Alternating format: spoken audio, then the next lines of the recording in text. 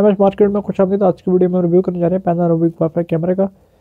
तो सबसे पहले इसकी इन्फॉर्मेशन की तरफ चलते हैं। इसका इमेज सेंसर इस कैमरे का 1080p है। व्यू एंगल इसका 360 डिग्री है और इसका जो वीडियो क्वालिटी है वो 4 मेगापिक्सल है ये। और इसी तरह इसमें 3 मेगापिक्सल भी आता है और 2 मेगापिक्सल भी आता है। तो जो भी मैं रिव्यू करने जा रहा हूँ ये सबसे हाई मॉडल है। इसमें आप देख सकते हैं हमारे पास चार्जर आ जाता है, कैमरे की बुक आ गई है, केबल आ गई है। अगर फॉर एग्जांपल इसका चार्जर अगर ख़राब हो जाए तो आप इसके साथ कोई भी मोबाइल का चार्जर अटैच कर सकते हैं। और इसमें कैमरे के साथ अटैच होती है एंड्रॉयड केबल और इसका क्लिप आ जाता है तोर के साथ लगाने के लिए। कैमरे के बैक पे कैमरा आईडी लिखी हुई है और ये फिर इसकी एंड्रॉयड केबल आ जाती है जिससे ये ऑन होगा। और यहाँ पे memory card slot, memory card insert होगा। यहाँ पे फ्रंट पे आप देख सकते हैं माइक आ जाता है, लाउड स्पीकर आ गया और रीसेट का बटन बना हुआ है फ्रंट पे। मेमोरी कार्ड इसमें आप 128 GB तक इंसर्ट कर सकते हैं। जब देख सकते हैं मेमोरी कार्ड इसमें इंसर्ट नहीं होगा, दूसरी तरीके से इंसर्ट होगा।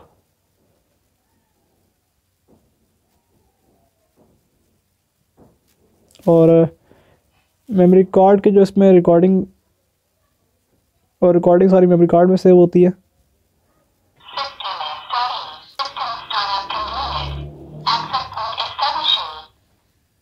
कैमरा ऑन हो चुका है।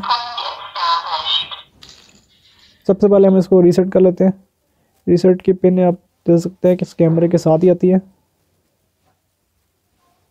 फ्रंट पे इसका रीसेट बटन बना हुआ है और इसके साथ रीसेट लिखा भी हुआ है। 10 सेकंड तक होल्ड करके रखना है।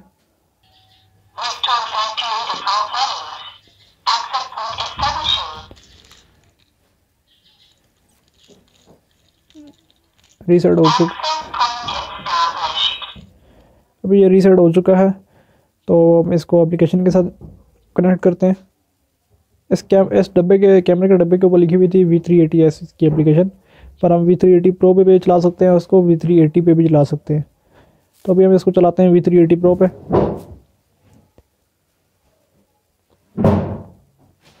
ये एप्लीकेशन आप प्ले स्टोर से या ऐप स्टोर से इंस्टॉल कर सकते हैं।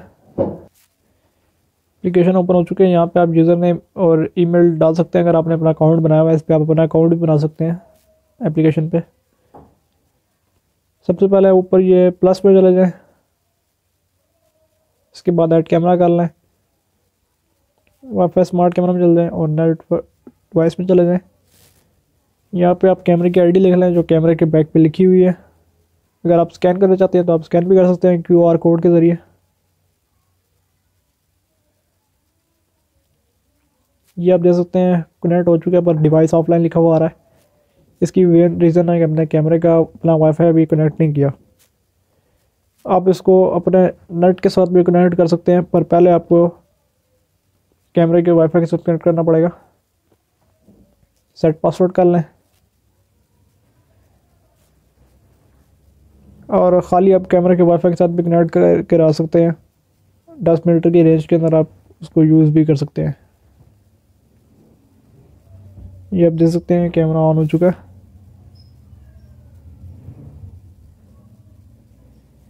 रिज़ल्ट देख सकते हैं, काफ़ी अच्छा रिज़ल्ट है इसका।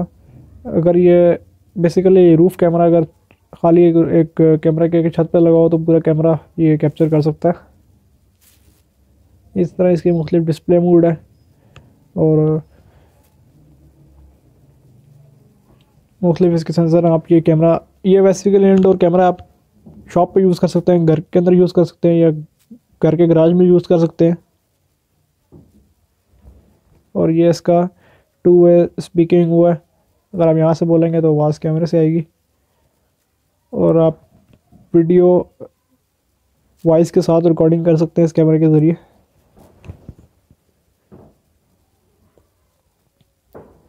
ये आप देख सकते हैं, ये आप लाइव सुन भी सकते हैं कैमरे को।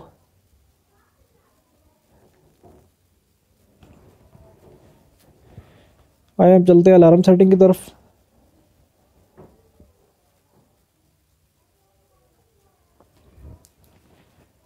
इधर से आप अपने अलार्म सेटिंग यहाँ से इसको अलार्म ऑन करके आप कर सकते हैं।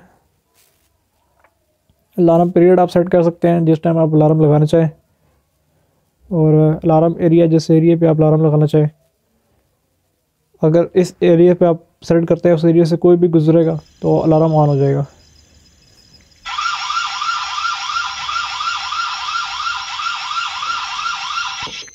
ये आप देख सकते हैं अलार्म कि मैं इसके बहुत करीब खड़ा था, इस वजह से ये अलार्म बजना शुरू हो गया। इस तरह जनरल में आप इसका निकनेम, डिवाइस आईडी वगैरह सेट कर सकते हैं। नेटवर्क में जाके अभी ये एपी हॉटस्पॉट मोड पे ऑन हुआ हुआ है। अगर आप स्टेशन मोड पे जाते हैं तो आप इसको अपने वाईफाई के साथ कनेक्ट कर सकते हैं, अपने राउटर के साथ। ये देख सकते हैं मुख्तलिफ राउटर आ रहे हैं, मैं इनके साथ इसको भी कनेक्ट कर सकता हूँ अगर आप करना चाहें। इसी तरह आप पासवर्ड चेंज कर सकते हैं, पासवर्ड की सेटिंग में जाके। और डिवाइस टाइम अभी इस पर सेलेक्ट हुआ हुआ है GMT+8। इस पर आप अपना डिवाइस सेट कर सकते हैं। जिस तरह पाकिस्तान का GMT+5 है। और फिर चलते हैं रिकॉर्ड सेटिंग की तरफ।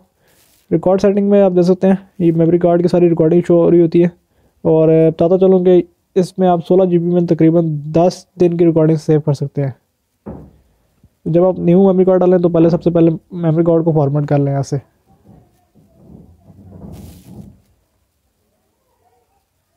और इस तरह एडवांस सेटिंग में आप इसके आईपी के ज़रिए भी सेट कर सकते हैं। मतलब अगर आपके पास वाईफाई NVR है तो आप इसको वाईफाई NVR के ज़रिए अटैच कर सकते हैं। तो मिलते हैं आपसे नेक्स्ट वीडियो में, तब तक के लिए अल्लाह हाफिज़।